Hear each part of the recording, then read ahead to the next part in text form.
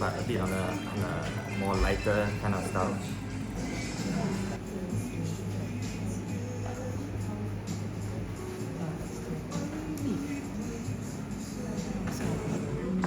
Welcome everyone. So we're gonna start off with something cold and refreshing. So at the bottom of the bowl, there's a bit of creme fraiche, topped with French oysters, paired with some guava and pomelo, finished with a granita that's made from cold pressed guava juice.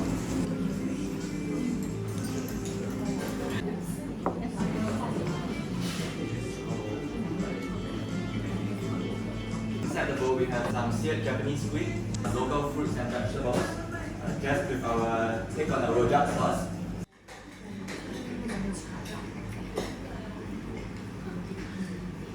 Next, we have chamushi that's set with chicken and dried scallop stock. So we have some chicken, fish maw, Sri Lankan mud crab, with some Singhua ham and dried scallops.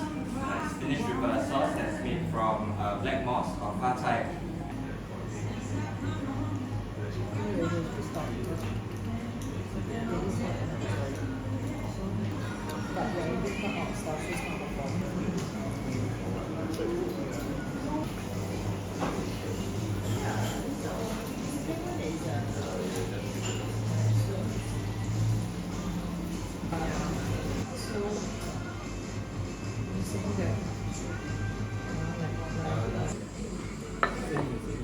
So the next course is inspired by Malay style fried chicken.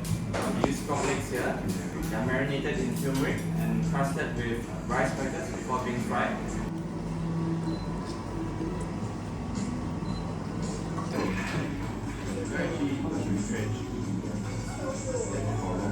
So here we have some Hakka radish meatballs. It's made from pork collar and belly. There's a bit of shredded radishes inside for texture. And the main flavorings for the meatballs are actually dried cuttlefish and dried shrimp. Alongside we have some braised cabbages and shiitake mushrooms with Hakka rebecca seeds.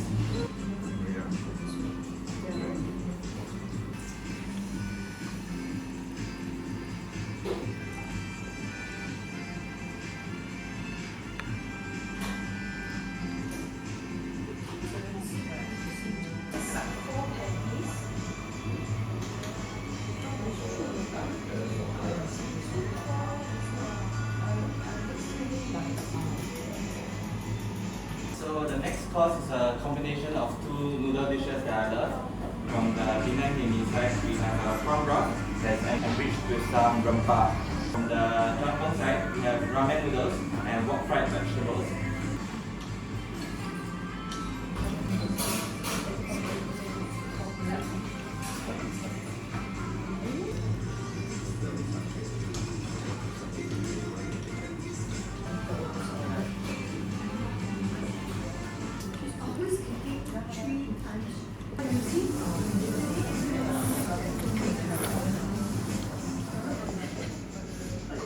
You know all the songs that they are playing now, right? Are all those like our era one, when we were JC kind.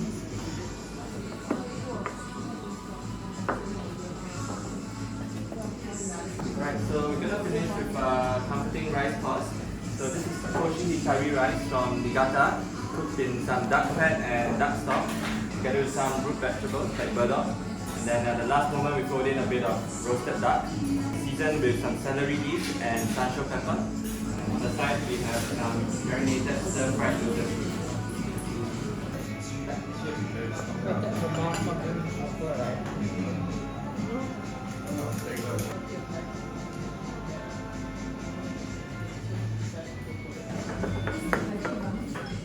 So for this menu, we will present both desserts together.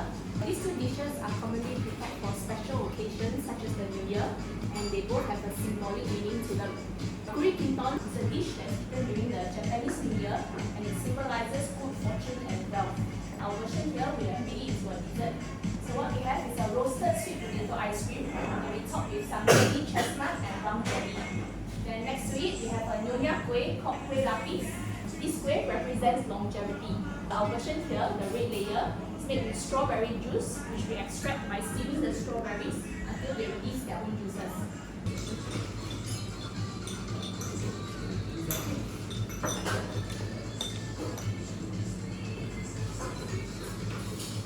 There's also a specific way to eat kueh lapis.